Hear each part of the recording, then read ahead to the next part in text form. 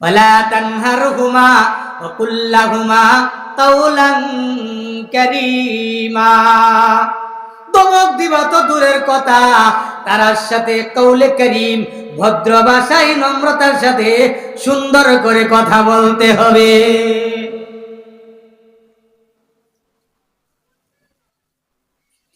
ওয়াখফিদ লাহুমা জানাহাজ যুল্লি মিনার রাহমাহ ওয়া কুর রাব্বিরহামহুমা কামা রাব্বায়ানি সগীরা। তার সামনে তুমি নিজের নত কইরা দাও, সালান্ডার হইয়া যাও, ছোট হইয়া যাও, নম্র ভদ্রতার সাথে হাজির হইয়া যাও। তার সামনে উচ্চ বাক্যে কথা বলতে পারবে না, চোখ রাঙ্গাইয়া কথা বলতে পারবে না, হাত তুললেও কথা কইতে পারতা না। নরম ভদ্র ভাষায়, নম্র ভাষায় রাগান্বিত কোন মুনিবের সামনে মজুর যেইভাবে কথা বলে, একজন হাকিমের সামনে আসামি যেইভাবে কথা বলে, ঠিক তুমি একটা আসামির মতো হাকিমের সামনে দাঁড়াইলে যেমন ভাবে তুমি নরম ভাবে হাত বান্ধা দাঁড়াইতে হয়, মা বাবার সামনে তুমি এইরকম ভাবে সালান্ডার হয়ে যাও। গুটিলা পূর্বপাড়া জামে মসজিদের উদ্যোগে আয়োজিত তৃতীয় বার্ষিক ইসলামী মহাসম্মেলনের শ্রদ্ধেয় সভাপতি সাহেব, অবস্থিত হযরত উলামায়ে কেরাম, সামনে অবস্থানরত সর্বস্তরের ধর্মপ্রাণ মুসলমান ভাইসব, মাইকের আওয়াজ যতটুকু দূর পর্যন্ত পৌঁছে পর্দার অন্তরালে অবস্থানরত অত্যন্ত শ্রদ্ধেয়া পর্দানিশীন মা ও বোনেরা, মহান আল্লাহ পাকের দরবারে লাখো কোটি শুকরিয়া জ্ঞাপন করছি যে মহান রব্বুল আলামিন আজকে আমাদেরকে এই কনকনে শীতের মধ্যে দুনিয়ার শত ঝামেলা ব্যস্ততা থাকা সত্ত্বেও সবগুলোকে পিছনে ঠেলে দিয়ে আল্লাহ এবং আল্লাহর নবীর ভালোবাসায় কোরআন হাদিসের আলোকে গুরুত্বপূর্ণ আলোচনা বলা এবং শোনার জন্য তৌফিক দান করেছেন। এজন্যই মহিয়ান গরিয়ান সুমহান মর্যাদাশীল আল্লাহর দরবারে শুকরিয়া আদায় করি। সকলে অন্তরে অন্তঃস্থল থেকে কালিমাতুশ শুকর একটু জোরে সোরে আওয়াজ দিয়ে পড়ি আলহামদুলিল্লাহ। বেরাদারানে ইসলাম, আমি আপনাদের সম্মুখে মহাগ্রন্থ আল কোরআনের সূরা বনী ইসরাঈলের কয়েকখানা আয়াত তেলাওয়াত করেছি। আল্লাহ পাক যদি আমাকে তৌফিক দান করেন, উক্ত আয়াতগুলোকে সামনে রেখে গুরুত্বপূর্ণ কিছু আলোচনা বলার জন্য চেষ্টা করব। আল্লাহ যদি আমাকে তৌফিক দান করেন, ওমা তৌফিকি ইল্লা বিল্লাহ।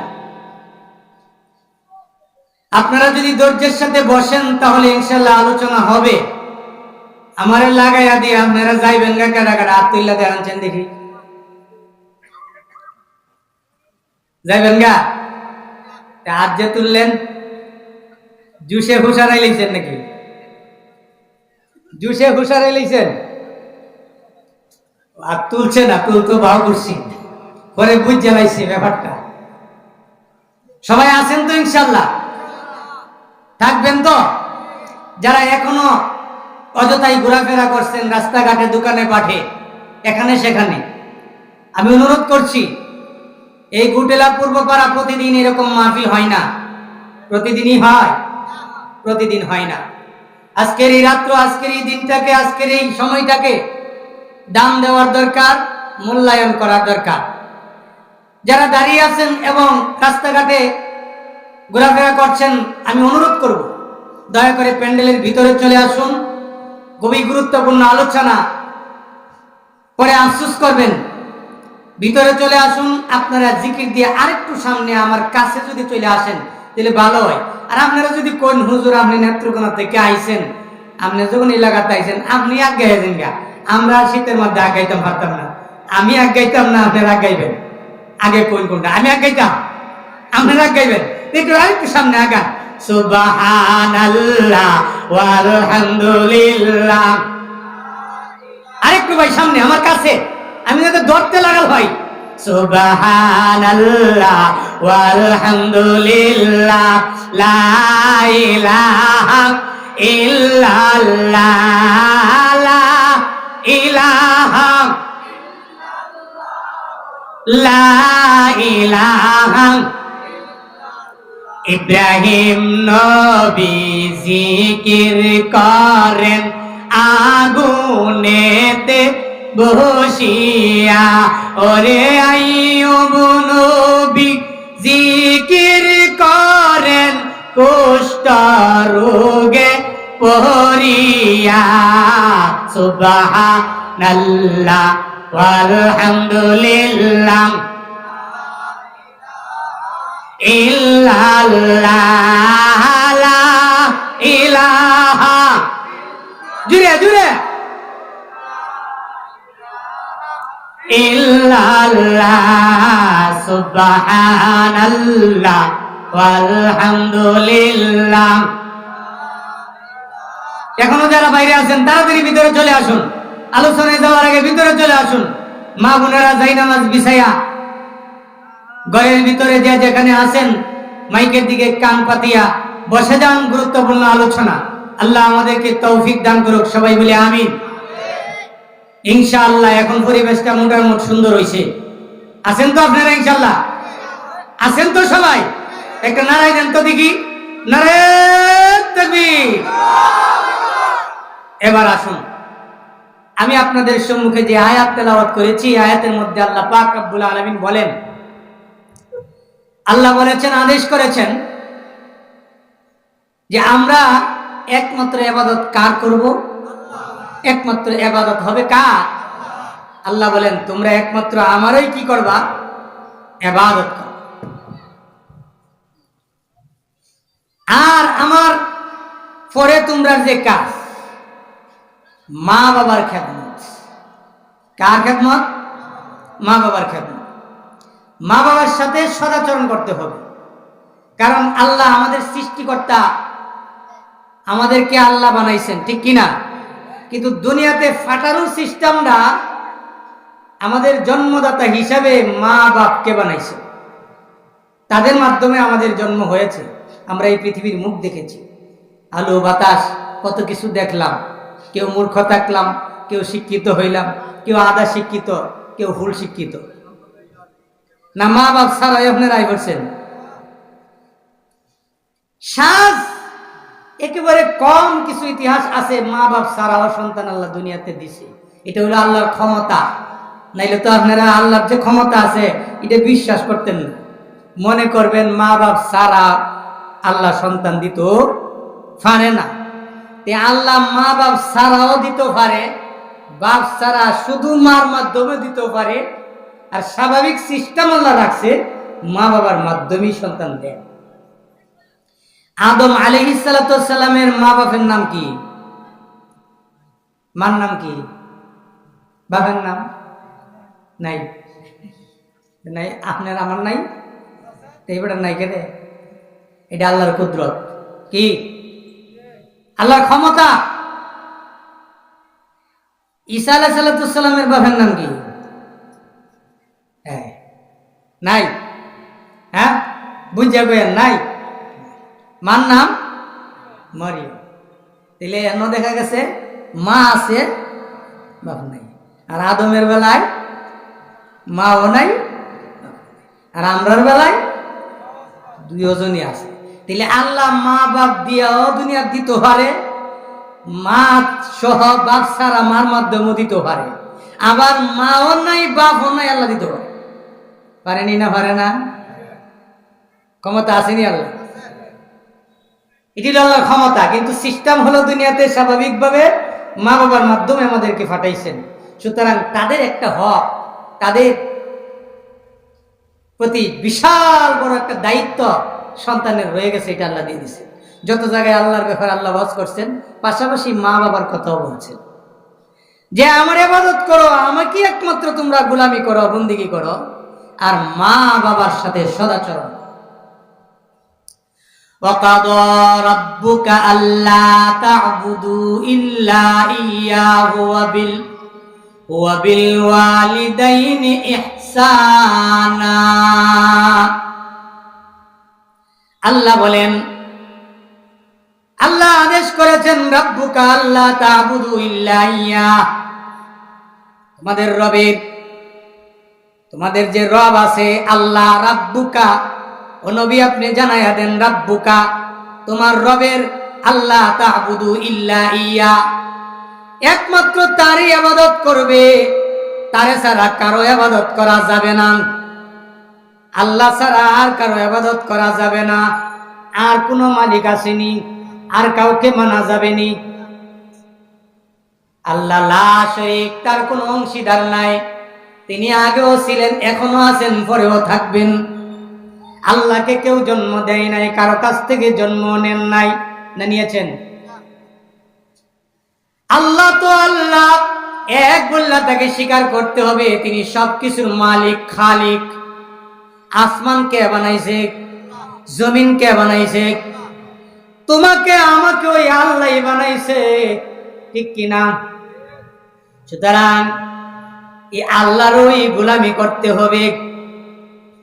জিন্দেগি মকসুদে বহর বন্দেগি, জিন্দেগি বে বন্দেগি শর্মন্দেগি।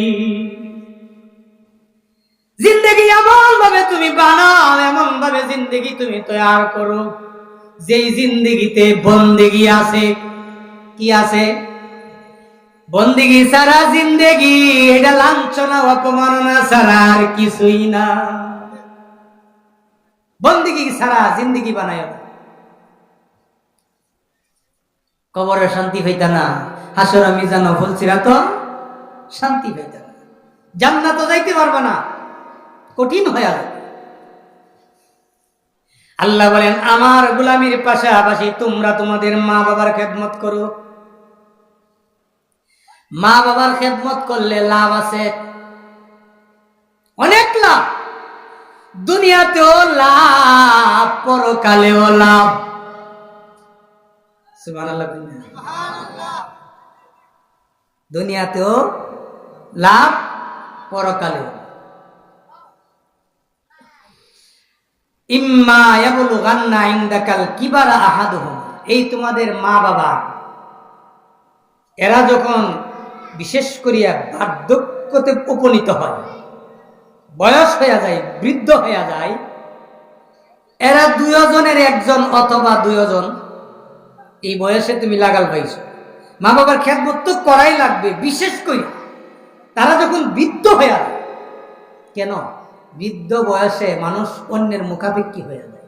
যেমন ভাবে ছোটবেলা আমরা মা বাবার মুখাপেক্ষী ছিলাম, এরা একটা কিছু করলেই আমি করতে পারতাম, এরা আমারে, আমি যদি মুইতে দিতাম, আজ্ঞে দিতাম, এরা হুসাইলে হুচ্ছি, নাইলে ঘুষ আনছি, ঠিক কিনা? এরা খাওয়াইলে খাইছি, নাইলে খাইতাম পারছি না। অর্থাৎ মার বাবার মুখাপেক্ষী ছিলাম। সন্তানকে বিশেষ করে এখানে বুঝাইয়া দিতেছে কি, এরা তখন বৃদ্ধ হয়ে যায়, কারণ এরার ছোট বয়স তার তুমি ভাইতা না। সন্তানে কি মা বাবার শিশুকাল ভাইব জীবনে? হ্যাঁ, ভাইব কোনটা? বৃদ্ধকাল। এরা যখন কাজ করে বৃদ্ধ বয়সে উপনীত হয়, এই সময় অন্যের মুখাপেক্ষী হয়। আর বৃদ্ধ বয়সে না হইলেও খেদমত করতে হয়, কিন্তু তখন মা বাপ এত খেদমতের মুখাপেক্ষী না, নিজে নিজে চলতে পারে, না করলেও চলতে পারবে, না করলে সব সন্তানের সব পাইতো না, না করলে খেদমত থেকে বঞ্চিত থাকলো, হক দিল না। তবে মা বাপ নিজে চলতে পারে, মরতে হবে না কষ্ট করিয়া। আর বৃদ্ধ বয়সে সন্তানে যদি খেদমত না করে, তাহলে মা বাবার খেদমত করলে হলে আর আছে কেউ? তাই আল্লাহ বলেন, এরা কাজ করিয়া বিশেষভাবে যখন বার্ধক্যে উপনীত হয়ে যায়, এরা দুজন অথবা কোনো একজন, কারো মা আগে মারা গেছে, বাবা মারা গেছে, একজন আছে, কারো দুজনই আছে, কারো কেউ নাই। না থাকলে করবেন কেমনে? হেটার আলাদা মশলা। থাকে যদি আও কিলাহুমা, তারা দুজনে যদি থাকে আর বুড়া বয়সে পৌঁছে, ফালা তাকুল্লাহুমা উফ। আরবি একটা শব্দ, এটা আমরা বাংলাতেও ব্যবহার করি, উফ। আরবিতে আসছে কি? উফ। বাংলা তো আমরা উফ কই কোন সময়? কইছেন দেখি, দুঃখ হইলে নাকি কি কই উফ কই। আর আমরা গ্রাম্য ভাষায় আরেকটা শব্দ কই, উফের জায়গা উফ না কইয়া কই ইস, এরকমও কই, ঠিক কিনা? ইসটা ওই উফ। আর উফ একটা শব্দ দুঃখ পাইবার লাগি, দুঃখ পাওয়ার পরে যত কষ্ট বড় শব্দ দিয়ে ব্যবহার করা হয়, এই বড় শব্দটা সবচেয়ে যে ছোট্ট শব্দ, এর চাইতে ছোট্ট কষ্ট আর নাই যে কষ্টর লাগি উফ শব্দ ব্যবহার। উফ, একজন একটা সিমটা মারছে, তারপর আপনি কি কইন? উফ। মশা কামড় মারছে, কি কইন? উফ। পিঁপড়া কামড় মারছে, উফ। এটা কি বিশাল বড় কোনো কষ্ট, বড় আঘাত? মাথার বাড়ি মারছে, ওহন কি উফ কইবেন? কিতা কইবেন? মাগো মাগো মাগো মাগো মাগো মাইরে আছে। ওহন আর উফ টুফ থাকতো থাকবো? তাইলে বড় কষ্ট পাইলে মানুষের যে কথাগুলা, যে উচ্চারণগুলা করে, এইগুলা কথা আইসে না। একেবারে ছোট্ট থেকে ছোট্ট কষ্ট পাইলে মানুষের যে উচ্চারণটা করে, এর চেয়ে ছোট্ট কষ্টের আর উচ্চারণ নাই, উফ। একবার ছোট্ট কষ্ট পাইলে মানুষ উফ করে। মা বাবা রে তুমি কষ্ট দিবা তো দূরের কথা, উফ শব্দটা তুমি নিজেও বলতে পারবা না। এটার আবার কিভাবে যাইতে পারবে? উফ মা বাবা বলতো না, তুমি বলতে পারতা না। তুমি বলবা কেমনে? বলছেন মা বাপরে কষ্ট দিতে গিয়ে আমনে উফ কইন কোন জায়গা? বেশি কথা কইতেছে, অনেক সময় আপনার কথার উল্টা হইতেছে, একটু বেশি তেরেমি করে লাইছে, তখন অনেক সময় দেখেন আর বুঝাই পারলাম না, ইস রে কি যে লাগাইছে এরা।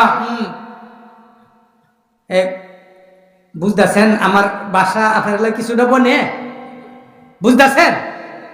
ইস রে উফ, কয় মানা না করছি আব্বা, আপনি তা করতেন, আপনি এইভাবে কথা কইতেন, আমি তো আপনি বেরো কইতেছি, আপনারা আপনারাও কইতেন না। এরকম করে কিনা? এটি সন্তানে উল্টা উফ করেনি, মা বাবা কষ্ট পায় উফ কইতো, হেইটা আইছে না। আরে তুমি উফ করো না, উফ বলবে না তাদের প্রতি, এতটুকু কষ্ট তুমি তাদেরকে দিবে না। আচ্ছা, যখন এরা এই ধরনের একটু কথা বেশি বলে বা যে কোনো কারণে আপনি যে উফ কইলেন, এই উফে কি মা বাপ আঘাত চাই কিনা? দেখছ ছোটবেলা কত ডাকছে, কত আদর করছি, কত কষ্ট দিছে, কোনোদিন কইছি না ইসরে চেরা ডাইতা করতেছে। আর আজকে দেহ পুতে আমরা কথায় বিরক্তি হইয়া উফ ইসরে কি লাগাইছি বলে, আমরা কি বলে লাগাইছি, দুঃখ ভাই কিনা? এটা কিন্তু বড় আঘাত দিছেন না, বড় মায়ের দিছেন না, বাইতে বাইর করিয়া দিছেন না, গাঢ় দইরা ফালাইয়া দিছেন না, খালি একটু তারার কথায় বিরক্তি হইয়া খালি নিজে উফ করছেন বা ইস করছেন। এই যে বিরক্তিটা সামান্য, এটা সামান্য, এতটুকু উফ করা যাবে না। অথবা মা বাপেও তোমার কষ্টে উফ শব্দটা ব্যবহার করবে, এটা করতে দিবে না, দেওয়া যেত। ফালা তাকুল্লাহুমা উফ ওয়ালা তানহারহুমা ওয়া কুল্লাহুমা কাওলান কারীমা। উফ তো বলা যাবেই না, ওয়ালা তানহারহুমা, তাদেরকে ধমকও দেওয়া যাবে না। যেই জায়গায় উফ বলা যায় না, এই জায়গায় আবার ধমক দেওয়া যাইবনি, এটা তো আরো অসম্ভব, আরো বিশাল কষ্ট, আরো মারাত্মক বেয়াদবি, আরো মারাত্মক সমস্যা। এটা করাই যাবে না, ধমক দেওয়াই যাবে না, হারাম।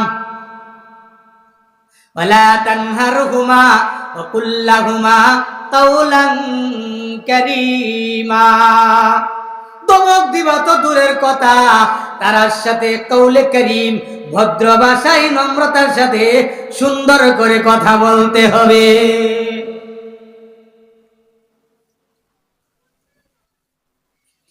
ওয়াকফিদ লাহুমা জানাহাজ যুল্লি মিনার রাহমাহ ওয়া কুর রাব্বিরহামহুমা কামা রাব্বায়ানি সগীরা।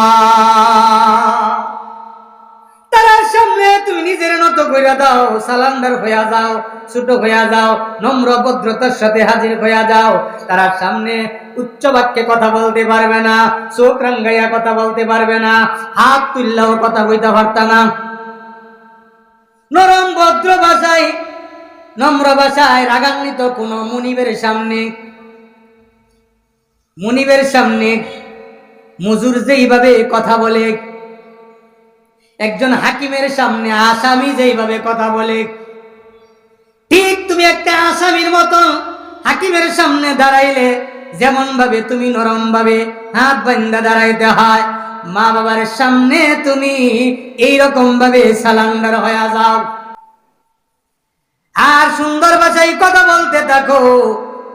এখন তাদের এই আচরণ করতে গিয়া পুরাপুরি অনেক সময় দেখা যায় পারা যায় না। আর আমরা তো মানুষ হিসাবে পুরা খেদমতটা অনেক সময় বডি দিয়ে আদায় করা সম্ভব হয় না। বাস্তবে কার্যক্রম করে অনেক সময় ত্রুটি হয়ে যায় অজান্তে, বা জানি না অনেক সময় হয়ে যায় অজান্তে হয়ে যায়। তাই আল্লাহ আরেকটা সুন্দর পথ দেখাইয়া দিছে যে তোমার শেষ একটা অধিকার হক আছে মা বাবার লাগি, তুমি এটা যখন আদায় করবা তখন আশা করি হকটা অনেকটা আদায় হয়েছে। এটা হইলো তুমি মুখ দিয়া করো, কি দিয়া করো, খেদমত তো হাত দা পাও দা রুজি কইরা টাকা পয়সা দিয়া এইভাবে সব কইরা করতে আসো, এরপরও ঘাটতি তাহে এই ঘাটতি পুরা করার লাগে তুমি মুখ দিয়া এখন আরম্ভ। মুসলমান ভাইয়েরা আমার, যত প্রকারের খেদমত করো না কেন শেষ পর্যন্ত ফিনিশিং টানতে হবে মুখের খেদমত দিয়া। এটা হলো আল্লাহ শিখাইয়া দিলেন। মা বাবার হক আদায় কইরা শেষ করা যাবে না, কোনো সন্তানই পারবে না পুরা হক আদায় করতে।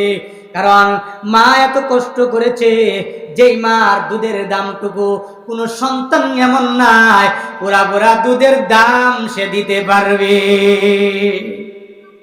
তাই আল্লাহ শিখাইয়া দিলেন তুমি মা বাবার খেদমত করার পাশাপাশি যখনই তুমি দোয়া করো, মা বাবার জন্য দোয়া করো, তুমি মুখ দিয়া বলো, আল্লাহর কাছে বলো, রব্বির হামহুমা কামা রব্বায়ানি সগীরা। এ আমার রব, ও আমার প্রতিপালক, ইরহামহুমা কামা, তুমি দয়া করো, রহম করো, করম করো তাদের প্রতি, অর্থাৎ মা বাবার প্রতি। কিভাবে দয়া করবা? এমনি ভাবে দয়া করো তারা যেমন ভাবে আমি ছোট যখন ছিলাম, ছোটবেলা আমাদের উপর যেমন তারা দয়া দেখাইছে, আজকেও তুমি তাদের প্রতি তেমনই রহম করো। মা বাবা খেদমত বলেছি দুনিয়াতেও লাভ, পরকালেও লাভ। আবার খেদমত না করলে দুনিয়াতেও ক্ষতি, পরকালেও। আজকাল মানুষ বড় চালাক, নগদ লাভ না দেখলে অনেক সময় অনেক কিছু করতে চাই না, লাভ দেখলে করতে চাই। কি করেন? লাভ দেখলে সবাই পাগল। আজকে যদি এই ওয়াজ কমিটি কর্তৃপক্ষ যদি এরকম ঘোষণা দিত, যারা যারা যে ওয়াজও যাইব, ওয়াজ শেষে 1000 করে টেহা বোনাস দেওয়া হইব। কার ঘরে কয়জন পুরুষ আছে বাচ্চাটা লাগাইয়া গনার হিসাবে আঙ্গুলো দইরা হইল লইয়া, ঠিক কিনা বলে?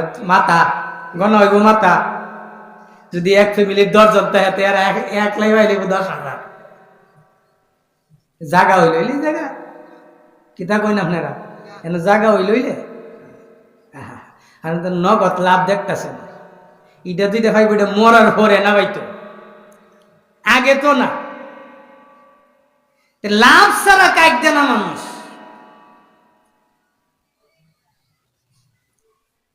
একটা ছোট বাচ্চা, তার আব্বা আল্লাহর ওলি, সুবহানাল্লাহ। এক হীরা লইয়া, একটা বেড়া খুব দামি একটা হীরা লইয়া এই দিকতে যাইতেছে বিক্রি করার জন্য। এই বাচ্চাটার দিকে কইতেছে, বাবা আমার কাছে একটা হীরা আছে, কিনবা? বাচ্চার দিকে বলছে, দিই চাচা হীরাটা কেমন? দেখলো অনেক সুন্দর, অনেক দামিও, অনেক দামি। সে বুঝতে পারছে এটা যে দামি। চাচা বেচবেন? হ্যাঁ বেচবো। কত টাকা? 70,000 দিরহাম। কত? 70,000 টাকা, কম নাই। ছেলেটাও হীরাটা দেখে তার দামেও সয়ে যাইছে, দেখকেও সয়ে যাইছে। হে কিনবো সিদ্ধান্ত নিছে। গড় গেছে টাকা আনতো গিয়া দেয় তার বাবা ঘুমাই রয়েছে। ঘুমের মধ্যে আব্বারে ডাক দিত কেমন, এ আবার মা বাবার বাধ্য সন্তান, কথা মানে ঘুমের মধ্যে আব্বারে ডাক দিলে ডিস্টার্ব হইব, ঘুম ভাঙবো, কষ্ট হইতে পারে। তাই গুইরা আবার আয়া হীরাওয়ালা বেড়ারে কইতেছে, ভাই আপনি একটু সময় বোন অপেক্ষা করেন, 70,000 দিমু, আব্বা তো ঘুমায় রয়েছে, ঘুম থেকে উঠুক তারপর আমি টেহা দেব। এই বেটা কখন বালা ঘুম থেকে উঠবার এই সময় টেহা দিত আর আমি নিতাম। এই বেটা চিন্তা করে বলতেছে, বাবা শুনো, তোমার আব্বারে ঘুম থেকে ওখানে তুইলাম, তুইলা টেকাটা দিলাম, আর যদি ওখানে তুইলা দিলাও তাইলে 70,000 লাগতো না, আর 10,000 কম দা দিলাম, 60,000 দিলাম, যাও গিয়া তুইলা লাগবে। তুই বেটা তুই আমার চিনস, আমার আব্বা ঘুম থেকে উঠতে সারলে পরে টেকা নিবি, বইয়া থাক, আর এখন ঘুম থেকে তুললে আমি 60,000 দানি কিনতাম পারমু, ঠিক আছে?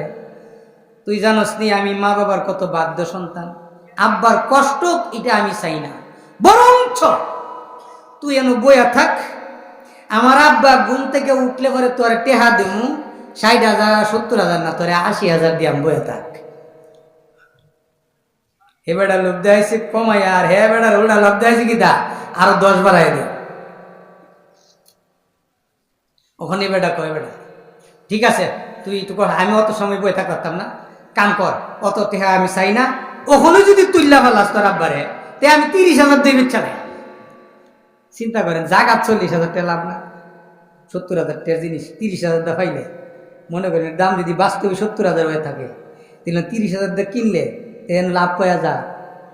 আর বাপের যেখানে দরকার আছে কি দেখবেন, গুমো থাকতে তা হোক, টেহা তো আমি দেলাইলাম বলে, আপনারা কি মন জানি না, আমি দেলাইলাম বলে, আমি মন 40,000 টাকা জাগাতলাম, খাইম খেয়ালি ব্যাপার নাকি? হীরা বিক্রেতা, তুমি কি মনে করেছ আর কি লোভ আমারে দেখাও? এই লোভ দেখাইয়া কাম নাই, বরং তুমি যদি বসে অপেক্ষা করো, আমার আব্বা ঘুম থেকে উঠলে পরে টাকা পাইবা। তোমার এই হীরার দাম 70 আর 80 নয়, তোমার হীরার দাম হবে 1,00,000 টাকা। আব্বাকে ঘুম থেকে তুলতে পারে? হীরাওয়ালা বেড়া তার লগে আর ফাঁসছে না, গেল গা, হীরা লয়ে গেছে গা, আর বেচলো না, কেন অত সময় বইয়া থাকতো না, অত লাভেরও তার দরকার নাই, চলে গেল। তার বাবা কিছুক্ষণ পর ঘুম থেকে উঠার পরে ছেলেটা বলল, আব্বা এরকম একজন বেড়া আইছিল একটা হীরা লইয়া, এরকম দাম দর হইছে, পরে আমি আপনার ঘুম থেকে তুলছি না, আপনার কষ্ট হইব। আচ্ছা বাবা এই কথা শোনার পরে, মা বাপ তো এমনি সন্তানরা দোয়া দেয়, দেখি দেয় না? এই কথা শোনার পরে দোয়াটা যে দিব, কলজা ফাইটাইতো না? আমার সন্তান আমাকে এত ভালোবাসে, আর এত আদর, এত ভদ্র, আমার ঘুমের আরামটা এত বড় মনে করছি, অন্তর থেকে দোয়া দিছে। অন্তর থেকে কি দিছে? কিন্তু বেচারাও শেষ বয়সে, বুড়া বয়স, একদিন উনি আরেকটা ঘটনা হইলো, উনি চিন্তা করতেছেন যে আমার এই যে একটা সন্তান ছোট্ট, আমি তো কোন দিন জানি চইলা যাই, বিশ্বাস নাই, আমার তো কিচ্ছু নাই, তারে আমি কি দিয়া যাই? তার একটা গরুর বাচ্চা আছে ছোট্ট, বহিন বাচ্চা। কি বাচ্চা? বহিন বাচ্চা ছিলেন আপনারা? হ্যাঁ, তো চিন্তা করলো, আইরে আল্লাহ আমি কি দিয়া যাই আমার সন্তানকে, কোন দিন জানি মইরা যাই, অনেক বুড়া হয়ে গেছে, বয়স অনেক বেশি, বাচ্চাটা ছোট, এই গরুর বাচ্চাটা তো আমি মরলে ফালইয়া মানুষও নাই, কারণ তার মার এই সন্তান ছাড়া আর কেউ নাই এই সংসারে, মহিলা মানুষ গরু রাখবো কেমনি? উনি চিন্তা কইরা এই গরুটা চিন্তা করলেন, আমি আল্লাহর কাছে আমানত রেখে থুয়া যাই, আমার ছেলে যদি বড় হয়, আল্লাহ যদি মনসা হয় আর ফিরাইয়া দেয়, তে আমার ফুতে ইটা ভাই একটা কিছু করতে হবে। এই চিন্তাই বাচ্চাটার একটা জঙ্গল নিয়া আল্লাহর নামে সুপর্দ করে জঙ্গল ছেড়ে দিছে। হে মালিক, তোমার কাছে আমার এই গরুর বাচ্চাটা আমানত রেখে গেলাম, আমি যদি মরে যাই আর আমার এই নাবালেক বাচ্চাটা যদি বড় হয়, কোনোদিন যদি সে আসে এই গরুর বাচ্চাটা নেওয়ার জন্য, আমার এই আমানত তোমার কাছে রইল, আমার ছেলে চাইলে তুমি ওই দিন ফিরাইয়া দিও। আল্লাহর নামে জঙ্গলের ভিতরে গরুটা ছেড়ে দিলেন। আল্লাহ এটা গ্রহণ করে নিলেন। গরুর বাচ্চাটাই জঙ্গলের ভিতরে দেখা গেছে এমন ভাবে ঘাস খাইয়া বড় হইতেছে, কোন মানুষ যদি দেখে একটা দৌড় দিয়া জঙ্গলের ভিতরে ঢুকে যায়, কেউ তার লাগাল হয় না। গরুর বাচ্চাটারে বাঘেও ধরে না, ভাল্লুকেও ধরে না, হিংস্র কোনো প্রাণী তার উপর আক্রমণ করে না।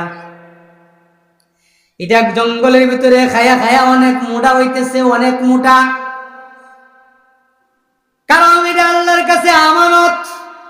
আর আল্লাহ যেহেতু আমানত রাখছে, বলুন দেখি কোন প্রাণীর ক্ষমতা আসেনি, সাহস আসেনি এই গরুর বাচ্চারে আক্রমণ করার? নাই। এটা খেয়ে দিয়ে অনেক মোটা হচ্ছে, খুব বড় মোটা হইতেছে। আর ওই দিক দিয়ে বাচ্চাটা অনেক বড় হয়ে গেল, বাবা মারা গেল। বাচ্চাটা বড় হওয়ার পরে সেও তো আল্লাহর ওলির ঘর থেকে হইছে, আরেক ওলি। তারও আমলগুলা সিস্টেমে আমল করে রাত্রবেলাটারে সারাটা রাত শুধু আপনার আমার মতন ঘুমায়া কাটাই না, রাত্রটারে 3 ভাগে ভাগ করছে। কয় ভাগে? এক ভাগ ঘুমাই, আরেক ভাগ আল্লাহর সামনে সাজদা থাকে, আল্লাহকে সাজদা দেয়, আমল করে, ইবাদত করে। আরেকটা ভাগ মার জন্য রিজার্ভ রাখছে, মায়ের শিওরে বসে থাকে, মার নিয়ে কোনো দরকার পড়ে। এইভাবে রাত্রটারে কাটায়। আর দিনের বেলায় কাজে যায়, জঙ্গলে কাঠ কুড়াইয়া যে টাকা, সামান্য টাকা রুজি হয়, এই টাকাটারও আনিয়া 3টা ভাগ করে একটা ভাগ মার কাছে জমা রাখে, একটা ভাগ আল্লাহর রাস্তায় দান কইরা দেয়, আর একটা ভাগ নিজের কাজের জরুরতে লাগায়। কিন্তু যেই পরিমাণ সে রুজি করে আর 3 ভাগ কইরা যেইভাবে চলে, চলার মতো না, অনেক অল্প টাকা, চলার উপযুক্ত না, আরো টাকার প্রয়োজন, কিন্তু কষ্ট হচ্ছে চলতে। মা দুঃখিনী একদিন ছেলেটাকে বলল, বাবারে এইভাবে আর কতদিন চলবা? অনেক কষ্ট হইতেছে তোমার চলা, আমি দেখতেছি।